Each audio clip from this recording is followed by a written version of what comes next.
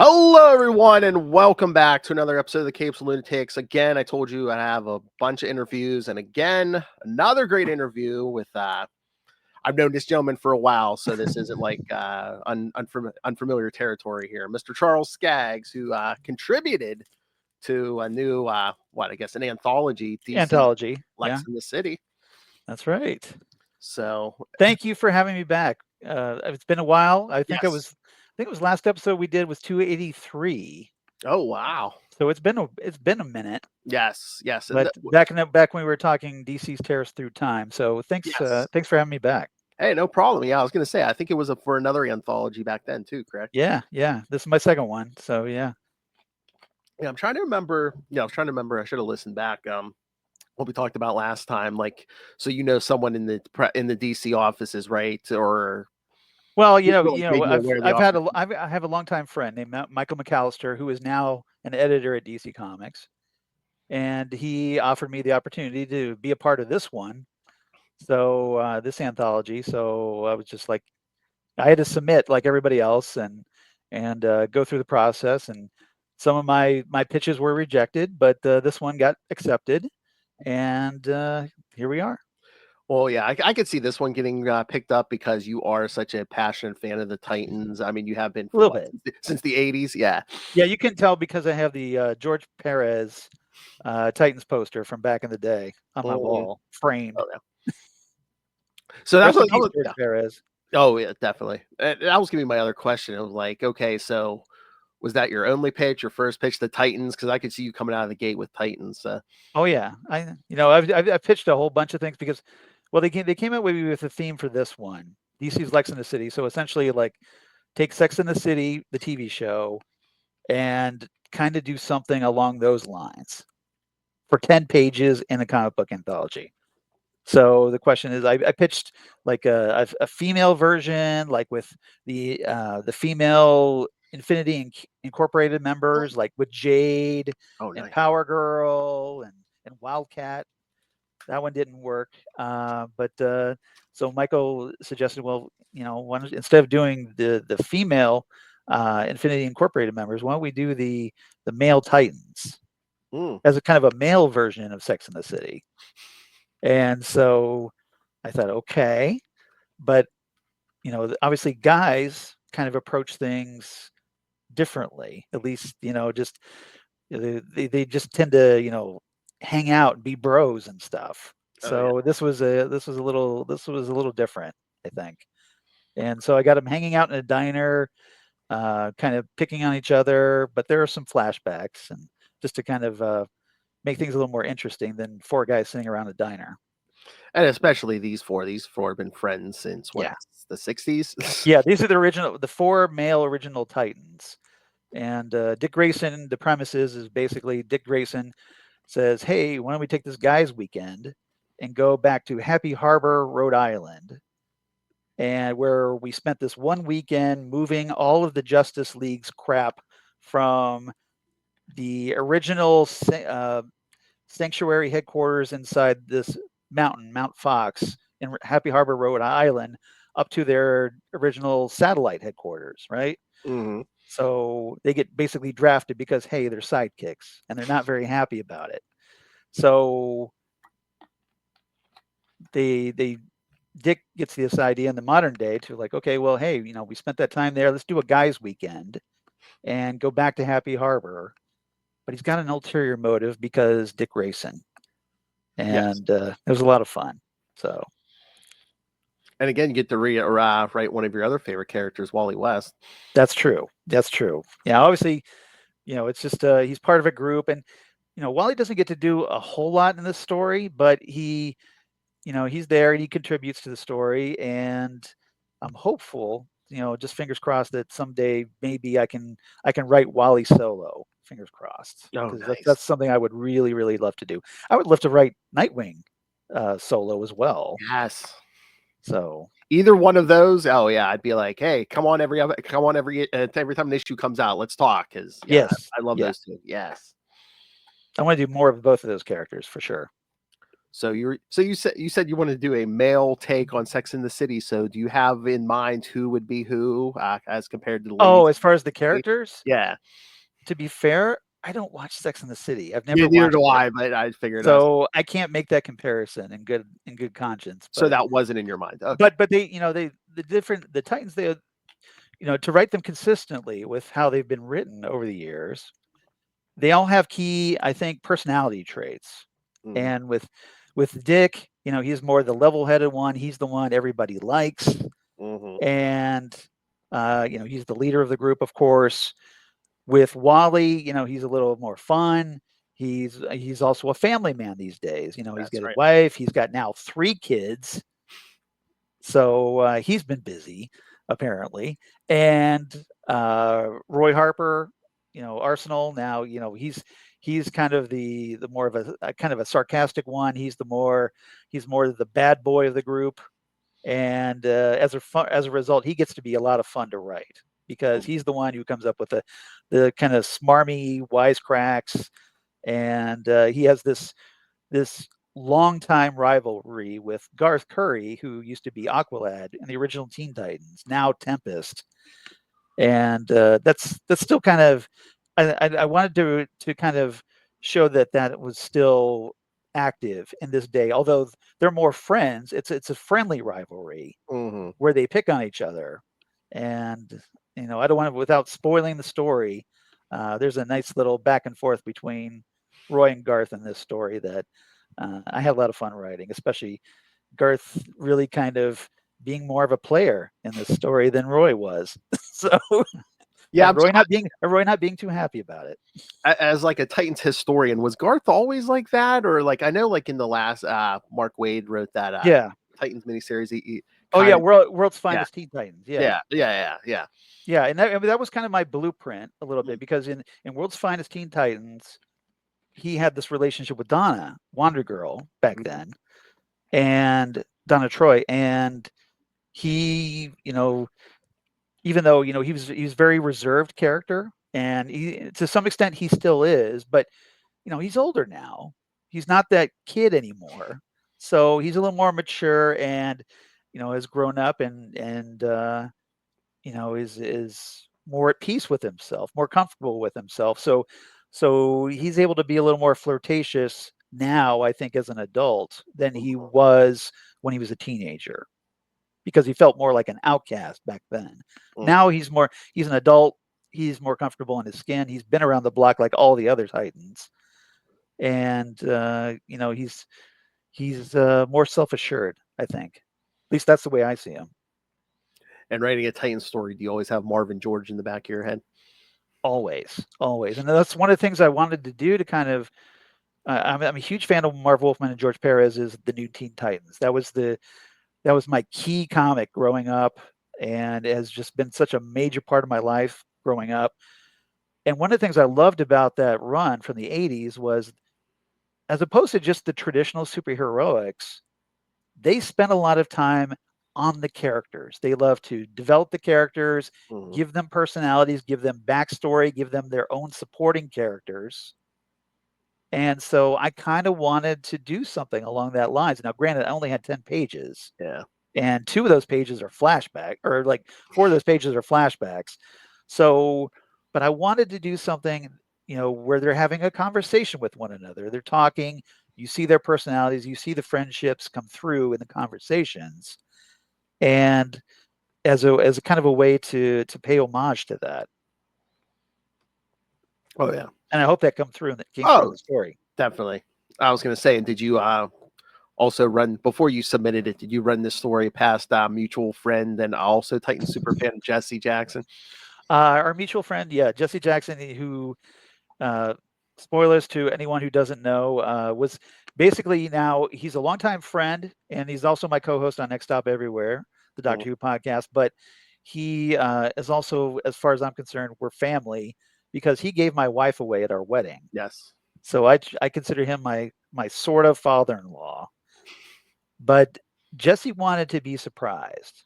He hasn't Okay. asked for a preview copy. I'm going to send him a copy, an autograph copy, in the mail, but but he wanted to be surprised. So Right. I didn't run it past him beforehand. But it's something that obviously I want the people that I grew up with as Titans fans, because we all grew up, at least a lot of my friends, we were in, this is how we met, where we were in this Teen Titans fans fiction group back in the day. It was called Titan Talk, and it was something that kind of was created. It was what was called back in the day as an amateur press association, and what it was is basically a fan fiction group of the new Teen Titans. And back in the day, we used to have to type out stories on a typewriter or a word processor, print them off, make Xerox copies, staple the things together. But we got to know one another and became close friends as a result. And a lot of those friendships have lasted to this day. Here we're like 30 years later. So something to be said for that, I think. So you've been training for this your whole life, basically. Basically, this is. I mean, I have a lot of dreams I want to do with DC Comics, but this is one particular dream. I got to write the Titans for at least 10 pages, and if my younger self from 30 years ago is probably just jealous as hell, knowing that I did this here at long last. Now, it took longer than I wished, but better late than never, I guess. And if you had one shot, would you do the monthly Titans book? Just because if you only have one shot, you could do Dick and Wally and whoever Of else. course. Yeah. That goes without saying. I'd love to do more with DC Comics.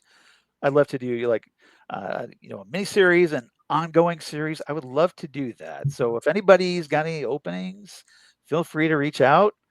I would love to be a part of it. I want to do more with these, especially with these characters. But just the DC universe at large, I would love to do, and I'd also love to write for Marvel as well, because there's a lot of characters in Marvel that I love. So that would be just any opportunity I could get. Just hoping to build that, not just career wise, but just because I want to do something with these characters. Yeah. And so it's just like it's more creative for me than it is thinking like a comic book career. Does that make sense? Oh yeah, no, I mean, Because I love these characters, I always have, and I want it's to do that more old with saying. It's like if you do something you love, you never consider it a job. Yeah. So yeah, anybody got any opportunities? Feel free to reach out if you like what I do, and or you're looking for somebody to maybe with a fresh voice. Hey. And I also know you as a DC man. So like, what Marvel characters do you? What are your favorite Marvel characters? Spider-Man for first and foremost, because I think Spider-Man, especially when he's written well, yes, he's funny. And for the longest time, I can't remember the last time I actually laughed at a Spider-Man one-liner. So I think Spider-Man is a great place that could use a fresh coat of paint. I love what Jonathan Hickman's doing in Ultimate Spider-Man right now. Yes. I love the fact that he's with Mary Jane, he has kids, and basically grew as a character, even though we didn't. It's a different alternate universe, but it's the version we've wanted for years, and I just love that series to death. I'm really digging it. But yeah, Spider-Man's one of those. I'd like to get my hands on the X-Men for a little bit. That goes without saying, because I was a big fan of Chris Claremont and John Byrne's X-Men back in the day, and then later Paul Smith. And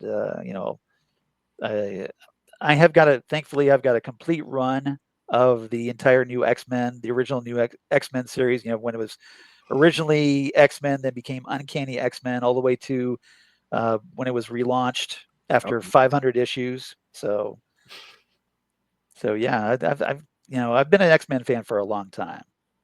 Avengers, I would love to get a hold of the Avengers. Oh, yeah. So I've been a long time Avengers fan. Daredevil is another great one. So I've got ambitions. I want to do things. Will they let me? Here's hoping, but just know that I want to. And I was going to say, this is your second anthology for Yes. DC, and they've been doing a lot of these, so these must be being received really well, right? Yeah, The I beats. think they are, and which is good because it gives younger creators and new creators the opportunities Mm. to that obviously you can't just jump right on and do an ongoing series as much as we'd love to. Um, you got to kind of prove yourself, and I think that anthologies are a great way to do that, especially when you're sometimes they pair like with Michael for Terrors Through Time. That story that I did, The Midnight Hour, which was the Justice Society of America story. I did that with Tom Mandrake, who's a comics legend. Hmm. And so it was cool that, someone who's just pretty young as far as, career wise and got to do something like that with a comics legend like Tom Mandrake is pretty cool. Mm. And with this story, I kind of did the opposite because I'm doing Serge Acuna drew this story, and he's relatively new. He's done he recently did an issue of Titans, but he's mostly known for his covers, his variant covers. Mm. And so Michael wanted to kind of see, how I would do with a, more younger, less experienced artist. And I think it turned out pretty well, I think. Oh yeah, it turned out great. So, do you have Yeah. a conversation before you like actually get down to work? Like, I don't know, because I know certain writers say they like they tailor the writing to like the artist and stuff. Yeah. Well, see, I had to turn in my script before I knew who the artist Oh was. wow, okay. So, so as a result, because within anthologies, there's a lot of behind the scenes that the editor kind of assembles the creative team, Hmm. and because it's coming from a lot of different places, some people that they want to give more exposure to, or just you know the editor has personal favorites that they like to work with, or what have you. So I wrote my script first and didn't really know who was drawing it until after the fact. Hmm. And then um, and once I found out, I was able to do I tried to customize it a little bit, but with Serge it was a little different because Serge, because he mostly does covers, they're usually like action poses, and and big, lots of, like, he likes to use energy blasts as the way to fill out the page. Hmm. So here I have like four guys sitting in a diner. And so I was a little nervous. I'm like, okay, well, how's this going to work? But Serge, if you look at the story, he puts a good amount of detail, especially Oh those yeah. first couple of pages, and um, he's very manga influenced, which I find interesting. Hmm. Especially he likes that kind of bangy manga hair, and he is the facial expressions are very manga esque, I think. So I'm sure he's got a very young, popular as Hmm. far as his particular audience. I think that's going to appeal to a lot of younger readers more because that's that style. So I hope they dig it, He's and I got think like a good, yeah, he's got like a good mix because I can yeah, see the manga influence, but right, like if it's like really mangas, a lot of times it's not my cup of tea. But like I right. like this, but I could see the younger audiences liking this too. So Yeah, and I have to admit, one of the things I love that he did was, he drew. I put in a kaiju into the story, yes. which is called. I decided to name Raxodon, which I think is a pretty decent name for Oh a yeah. kaiju monster, right? Oh yeah. So he drew an incredible kaiju monster. He could have just phoned that in, but he didn't. If you look at the design, it's really well done. And now I'm like, okay, I had Raxodon in there for like a couple of pages, and now I'm like, I wanted to use Raxodon more because I just want if I want Serge to draw more Raxodon. I thought it was so cool, and he was so happy. I found this out after the fact when we kind of like connected on social media that he had never drawn a kaiju before, Oh wow. and he was so geeked about it. He was so happy that I included that in the script. I just put it in there because I thought it'd be cool for the Titans to fight. So it was a nice little happy accident that having somebody that was so eager about drawing a kaiju monster. And my favorite line in the story is just, when it comes out of the water and it's like, that's not a Joel Justice League villain. All theirs end in O, not N. Yeah. That is a very old school joke for old school comics fans, but because they always have like Amazo and Starro. Despero and all these other villains that end in O. And so I'm just like, well, Roy's speaking through Roy. I'm just like, okay, wait, it can't be a Justice League monster. It ends in N. So if you did write a monthly Titans book, would Roy be your mouthpiece to spout your own thoughts through? That's a good question. I'd like to use him. I don't know. Probably everybody, but like I Roy, think, if you have like a smart ass something, it's like, okay, Roy's gonna. yeah, I definitely would like to have a smart ass character on the team because I think that just livens things up. Oh yeah, that's Roy. If you don't believe me, go watch the original Star Trek with Dr. McCoy. Because I'm a Star Trek geek, and one of the best things I love about classic Star Trek is Dr. McCoy being a smartass to everybody. So I love smartass characters, and that's probably why I want to write Spider-Man. But yeah, that definitely brings something to the team, and it's a tricky balance because you can't make them annoying. You don't want them to be just so snotty that they're unlikable. So it's a tricky balance, and you have to have to temper it with the fact that, okay, he's picking on you, but he's doing it because he cares about you. Mm-hmm. And with Roy, he's an original Titan, so it's one of those that I think that he's been around with the others, and I think that they know who he is, and they're okay with it.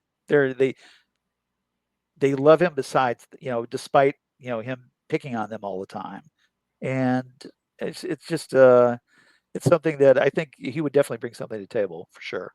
Oh yeah, I mean, as a writer, is the smart ass a powerful weapon in your arsenal? Because like if things are getting too serious, Yeah. it's like, oh, we've had 10 pages of serious. We need to break this up now. Right.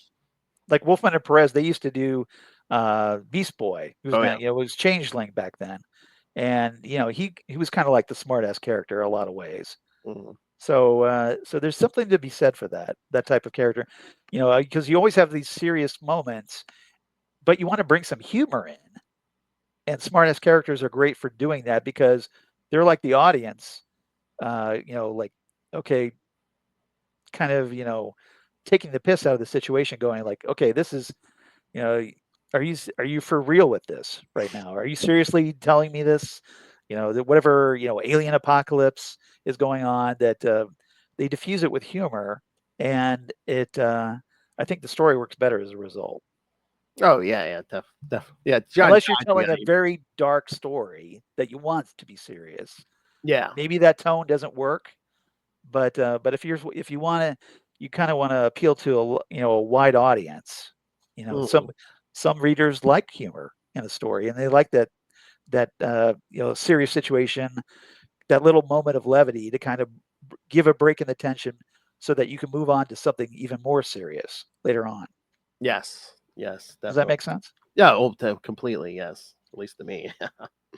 That's the way I write, anyway. Mm-hmm. So is there like a quicker turnaround for a story like that? Like if you were doing a full issue, is there a quicker turnaround on a 10-page story? Kind of. I mean, yeah, it's less work. Yeah, for sure, because it's basically half a regular issue. mm-hmm. So it takes less time, but it's trickier because you have less room to work with. Mm-hmm. And I think this story probably would have worked even better as a 20-page story, a full issue, because that would have given me more room to play around with the flashbacks and a little more, kind of room to spread things out. Mm-hmm. But obviously, when you're doing a 10-page story, yeah, so you have to be very cognizant. What I do is, because I know it's 10 pages, I write an outline of like, okay, I want this on page 1, I want this on page 2, page 3, page 4, page 10. And so that I can plan it, because sometimes when you're writing, you can write yourself almost like into a corner where you're running out of pages rather quickly with a short story. Mm-hmm. So it's good to have a kind of a guideline, like, okay, well, All right, I have to be at this plot point at this point in the story, or else I'm out of room. So you become way more cognizant of, oh, I have this much space left. So Yeah, yeah, yeah, I would love to see this as like a full size issue. I was gonna say probably because of the way the industry is now and like yeah. everything's for trades and stuff. They don't do like fill-in issues anymore, do they? They do, but it's very rare. I Yeah. think. You know, I was gonna it's say, like Marvel and DC used to do those things. Someone would come up with an issue and they would just let it sit on the shelf until they needed it. I So, think what it is now more is to kind of give the regular creative team a break. You might do like a little one-off issue in between story arcs. mhm, So, and you can use a different artist with that to kind of help the regular artist catch up. mhm. But in that time, you could actually tell a decent one-off story. That Yeah, I'd love to see. Like I said, I'd love to see that. But again, Yeah, that seems rare now too. It's just because yeah, again, a lot of times they give people a year or two in a book, and it's just then they switch teams and stuff and right. renumber and everything. I mean, back in the '90s, remember you get people who are on the book 5, 10 years. I miss that. Yeah, I do too. But I think a lot of it, it's also the economics. It's the It business. is. Because sales are so important right now Yeah. that if you get a team that's really kind of on a lower tier book Hmm. that's really killing it, you're going to want them on your big book to try to get more sales. Hmm. And the creators are probably going to want to be on that bigger book to get more attention for their careers. So I'm sure there's a lot of that going on, and it's part of the business. And a lot of people, I think, a lot of comic book fans, they probably don't really appreciate the business end of it because they just like, yeah, I would be awesome if you guys did this, 40 issue run. And one of the things I loved recently was the Nightwing run by Tom Taylor Yes. and Bruno Redondo. Yes.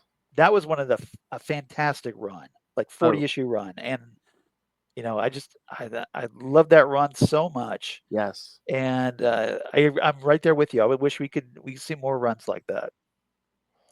Yeah, and again, like you said, it's just like the economics. So I mean, the Yeah, business and like even like creators, like so a lot of creators want to do their own things too, so they don't have a lot of time. So that's part of it too. Is like, yeah, because you've got creators that hey, maybe they want to do an Image comic series, and so they can have creative control.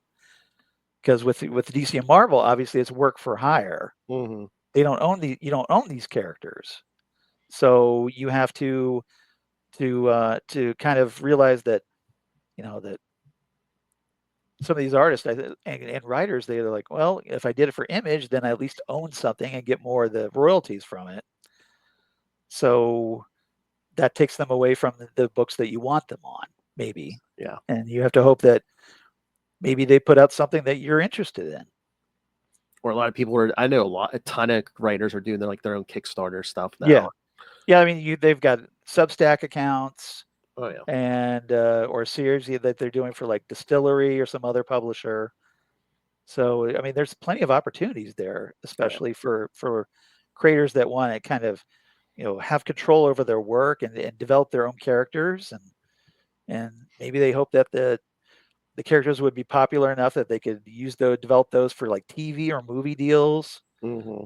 But it just it's there's a lot of play right now with comics, and because it's not a lot of it is just it's IP, intellectual property, Hmm. and I think a lot of creators do see it that way to how they're going to develop the IP. So working for like DC and Marvel may be kind of a stepping stone for where they really want to be, Hmm. perhaps. Oh yeah, and they, and again, I'm always like, I love that we have all these shows and movies now, but sometimes I'm like, I wish the comics would just ignore that because, I mean, that's the stories they're adapting when these creators didn't have, were worried about TV shows and movies and just did their thing. Yeah. That's what a lot of that is, because that desire for corporate synergy. Yes, And I hate that buzzword. It's a corporate buzzword, synergy, yes. but I don't know how else to explain it because I mean, I get it, but yeah, right, I get it too because, you've got you want the audience that there's a lot of people out there unfortunately that don't read comic books, just watch but movies and TV. but they watch comic book movies and TV shows. Hmm. And so if you're hoping to kind of lure those people into the books, you want to give them something that they know, that they recognize. So I get that part of it. It's just I think in a lot of ways, in some ways it works out because there are characters that maybe you won't see again in the movies or the TV shows that they bring into the comics. Like I'm thinking right now of the current TVA limited series from Marvel. Mm-hmm. There's a lot of those characters you probably won't see again, or if you do, they're going to be very, reduced to cameos. Mm-hmm. But you can develop them as characters in the comics. So in a way, there's something to be said for bringing comics characters. Harley Quinn is a good example because Harley Quinn was an animated series character that got really popular. DC wisely brought her into comics, Mm-hmm. and she's been popular there as well ever since. So there's Yeah. a good argument for it, I Oh think. yeah. All these people who love the TV shows and movies, I'm always like, crack open a comic. You don't know the half of, you don't know the Yeah. half of what this character could be. But that's a good way to, like if you're a comics fan and you know somebody that isn't, you can go, hey, you like that? Check this out, and hope that they check it out. That's what I always say too. I'm like, how much better would this world be if people just read? I don't care what you read, just read Right. something. That is a very important point right now because a lot of people, unfortunately, they're not reading. They're watching YouTube videos. No offense. They're not reading. Yeah. So that's it. That's the job that hopefully you try to, as a creator that does write books, you want to create something that people want to read, and you want people to bring that in because I grew up with books all my life. I love them. I love books, Mm-hmm. but younger generations, they just they look at their and I don't want to sound like old man yelling at a cloud here, but they don't want to read, and as a result, I think they're losing a lot because you can learn things from books, kids, and I think unfortunately that's kind of getting lost in the current social influencer stage we're in now as a society. Yeah. Exactly. And With again, what? Go ahead. just like you working for DC, I'm like, Yeah, it's such a oh god, such a struggle because again, you want to show every people like the vastness, the greatness of the DC universe, but you yeah, want to make them feel like, oh, you have to read 80 plus years of books. It's like, no, no, no, no. yeah, and I think that's what in the back of my mind. I think that's what James Gunn is trying to do right now Mm-hmm. with his launch of the relaunched DC universe. Because like with the characters that are appearing in the upcoming Superman film, you're getting characters like Metamorpho, Guy Gardner, and they're getting introduced so that, and I think their way that it's going to be handled is more like, okay, they're set in the same universe as Superman, but this movie is still about Superman. It's Mm-hmm. just that if you want to learn more about these characters, hang on, we're going to do more projects with them. And the characters that prove popular, I think, will get projects of their own.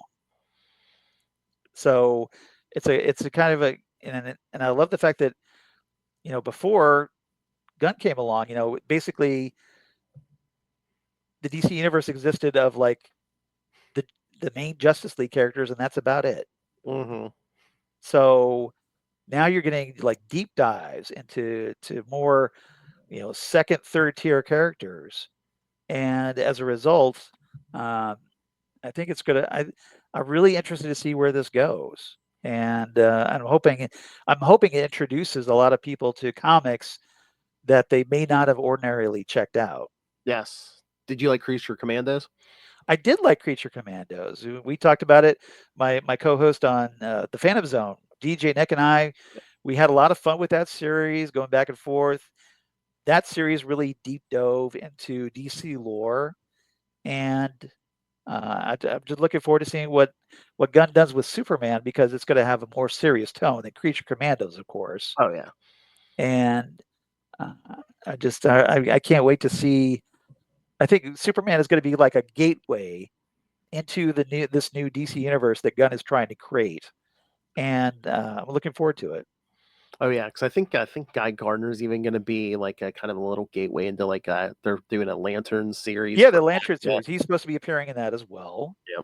So there'll be a little connecting force. So again, I think Superman will kind of be this like this one the main tree, and you'll have all these branches out into other areas of the DC universe. Which makes sense. Like we'll probably see an Authority film because of the Engineer appearing in Mm. Superman. And again, I mean, see, yeah, Superman should be that. It should be that way because Superman was the first, and it all pretty much grew from Superman. Right, right. And he's a great character to kind of spring everything else from. And just like, Jerry Siegel and Joe Shuster did back in the day. So, he predated Batman. Batman was a year later in 1939. So, question is, would Batman have existed if Superman didn't exist? Mm-hmm.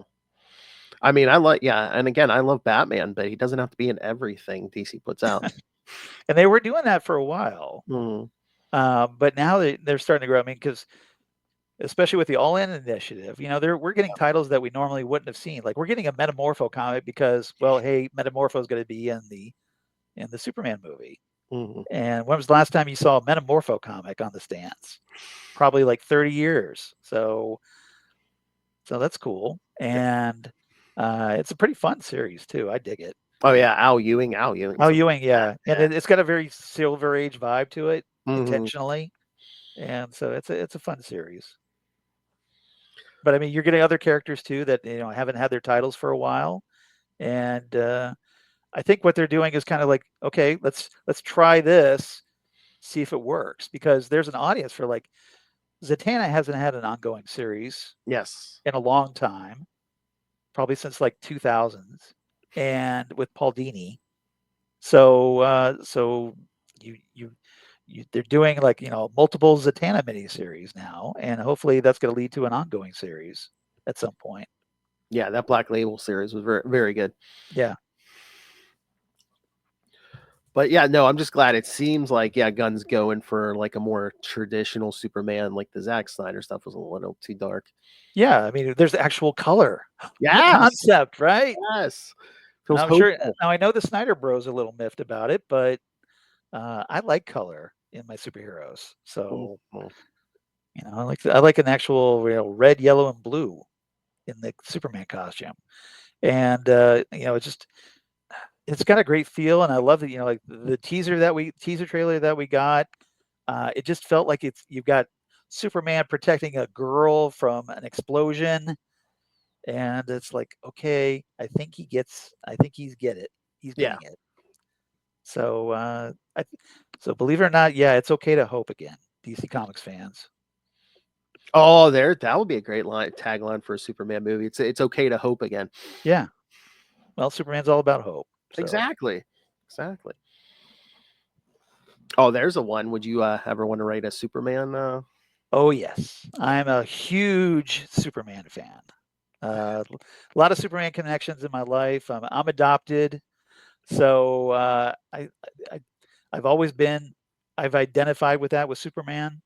So just and the character just I think is someone that I think we desperately need right now. Yes. I think we need to hope, and I think I think as a result, I think this film is this upcoming film is going to do a lot better than some people think it will, Oh yeah. because I think people are desperate for hope, and they want something uplifting. They want something to aspire to, and that's what Superman brings to the table. He inspires you to be better, and that's something that I think we need more of, is that kind of inspiration. We want heroes. At least I want heroes Yes. that inspire you, that would that make you want to be a better person like them, as opposed to just someone you're like, okay, are you sure you're a hero? Because we've had that dark age, Yes. and I think it's time to round that corner now. Exactly.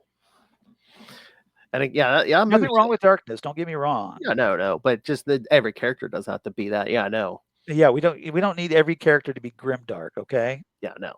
Batman can be grimdark. That's Batman. But Yeah, I think Superman, no, it's a different character. like you So said, I think a bright, hopeful Superman's the movie's yeah, going to do well. And again, name recognition. Name me someone who doesn't know the name Superman. right. Exactly. He's not, and it's not just here in the United States, it's all over the No, all world. the world. Yeah.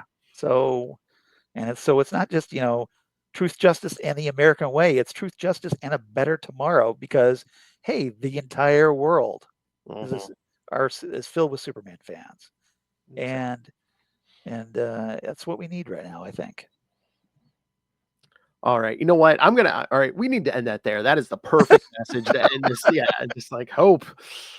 We can Nothing wrong with that. That's right. All right. So, all right, sir. Well, first of all, everyone go pick up DC's Lex in the City and then Thank you. email DC and tell them, or write letters. I've heard another, oh God, was it DeFalco who told me? He said, you really want to get these comic companies' attention, Yeah. write or get pen and paper and write them a letter and mail it because that gets their attention. They're like, oh, someone actually took the time to write an actual letter and mail it in. Yeah. Hopefully, you enjoy. Everybody out there enjoys the story. I had a lot of fun writing it. Sergio Cuna did a great job. Great coloring, great lettering, and great editing by Michael McAllister, my longtime friend. So And there's a bunch of other good stories in there too. It's not just Charles. So no, exactly. There's a lot of great creators in there, and these are people that really care about what they're doing. So you want to support that. that's the other good thing about the anthology. I think if if there's one that doesn't like hit with you, you're like, oh, you know what? There's other good story. There's other stories in Yeah. here. Yeah, no. Yeah, exactly. You don't have to like every single one, but hopefully there's at least, some in there that you like. Hopefully mine is one of them, I guess. I know for me it was. Okay, well, I'm glad you liked it. Thank Yes, you. thank you. All right, and now tell everyone all the other podcasts that you do. So if Okay, so I guess this you is want more shameless plug Charles, time. yes, Yeah, if you yeah, want more Charles, yes, where can they find you? yeah. So if you want to hear more of me, and hopefully I haven't annoyed you too much today, please check out my other podcasts that I do for Wonderful and Strange Productions, including Next Stop Everywhere, the Doctor Who podcast that I do with my partner in time, Jesse Jackson. No, Yes, not that that one. Jesse Jackson fella, not that Jesse Jackson, it's the other Jesse Jackson. Yes. And uh, we have a lot of fun talking Doctor Who, Torchwood, Sarah Jane Adventures, Big Finish, audios, and more. And then the Phantom Zone podcast that I do with DJ Nick, where we talk all things comic book TV related. We just did, like I said, Creature Commandos, and before that we did the Penguin. We discussed those episodes, and then coming up in March we're going to be tackling, and I can't wait for this, Daredevil Born Again. Yes. I'm such a fan of the Netflix Daredevil series, and I'm so glad that this series seems to be recapturing that tone. Yes. So I think we're gonna have a lot of fun talking those episodes. And then last but certainly not least, Drunk Cinema that I do with Zan Sprouse, wife of comic book artist Chris Sprouse, where we enjoy our favorite beverages, watch our favorite movies, and just have a lot of fun as we provide our commentaries throughout the whole thing. And we just recently did Blue Velvet in honor of the late great David Lynch. And coming up in a couple of weeks, we're going to be doing our latest non-traditional Valentine's Day movie, as we're going to watch The Silence of the Lambs. Oh, nice. Which came out on Valentine's Day back in 1991. Go ahead and look that up. So what better movie to watch on Valentine's Day, right? Exactly. Exactly. All right. All right. Well, here I got mine here. All right, kids. Yeah. Again, send me your thoughts. If you got anything for Charles, you can email them to me. Any other creators, if you want to come on, I have a few other interviews scheduled, but I'm always looking for more. So CapesandLunatics@gmail.com or call the voicemail 614-382-2737. That's 614-38-CAPES. Check out basically any podcast I've ever done on CapesLunatics.wordpress.com. You can help support us with by buying merch on T Public or Spring websites. And again, please subscribe to our Patreon. Lilith and I give you something exclusive and uncensored every month, which you can get at patreon.com/CapesandLunatics. And if you are a Patreon subscriber, you can suggest topics for us to talk about. It doesn't have to be comics. We'll talk anything. We're big BSers. So. All right, Charles, thank you so much for joining us. It Thank was you so great much. catching up again. Yeah, it was great. And if anyone wants to hit me up on social media, hit me up at Charles Skaggs on Instagram or Blue Sky or just X Twitter, I guess, whichever you want to prefer.